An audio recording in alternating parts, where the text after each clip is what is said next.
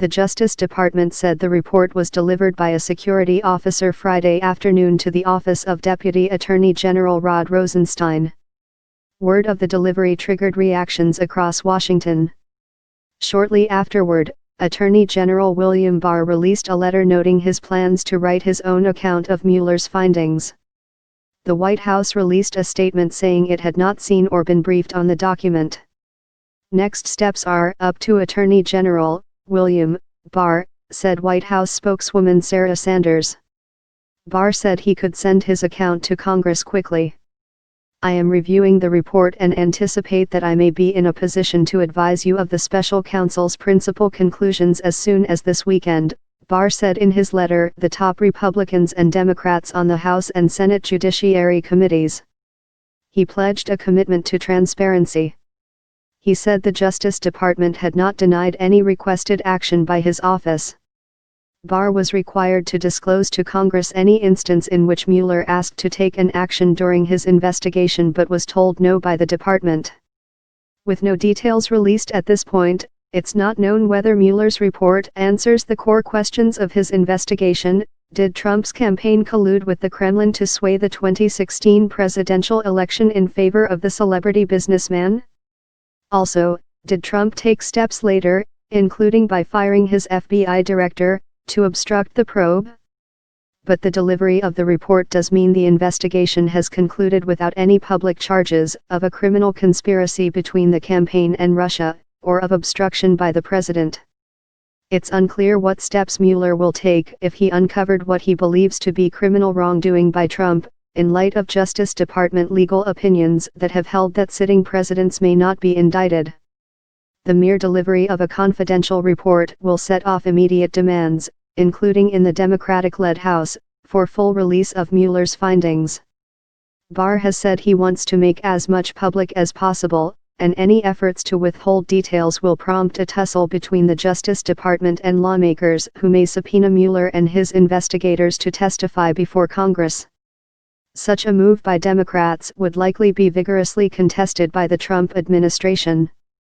The conclusion of Mueller's investigation does not remove legal peril for the president. Trump faces a separate Justice Department investigation in New York into hush money payments during the campaign to two women who say they had sex with him years before the election. He's also been implicated in a potential campaign finance violation by his former lawyer, Michael Cohen, who says Trump asked him to arrange the transactions.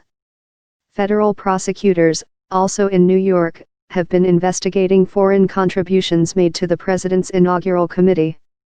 No matter the findings in Mueller's report, the investigation has already illuminated Russia's assault on the American political system, painted the Trump campaign as eager to exploit the release of hacked Democratic emails and exposed lies by Trump aides aimed at covering up their Russia-related contacts. Over the 21-month investigation, Mueller has brought charges against 34 people, including 6 aides and advisors to the president, and 3 companies.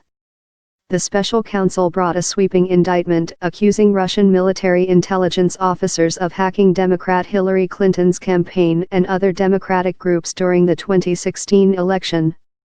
He charged another group of Russians with carrying out a large-scale social media disinformation campaign against the American political process that also sought to help Trump and hurt Clinton.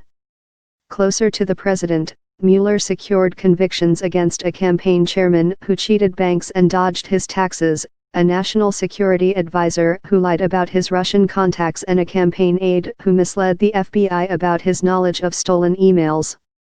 Cohen, the president's former lawyer, pleaded guilty in New York to campaign finance violations arising from the hush money payments and in the Mueller probe to lying to Congress about a Moscow real estate deal.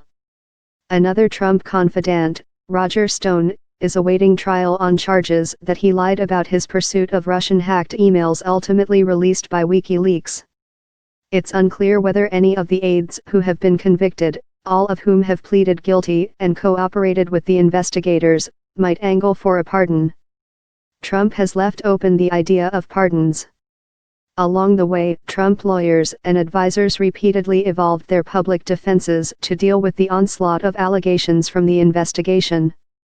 where once Trump and his aides had maintained that there were no connections between the campaign and Russia. By the end of the probe, Trump attorney Rudy Giuliani was routinely making the argument that even if the two sides did collude, it wasn't necessarily a crime.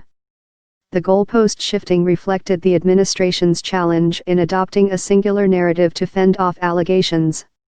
He mercilessly harangued Attorney General Jeff Sessions for recusing from the Russia investigation 2 months before Mueller was named special counsel, a move that left the president without a perceived loyalist atop the probe. And he helped draft a misleading statement on Air Force One as a Trump Tower meeting between his eldest son and a Kremlin-connected lawyer was about to become public.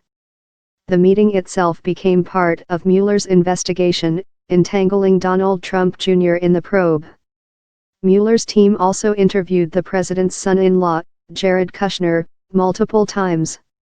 Even as Trump blasted Mueller's team, his White House and campaign produced thousands of documents for the special counsel, and dozens of his aides were interviewed.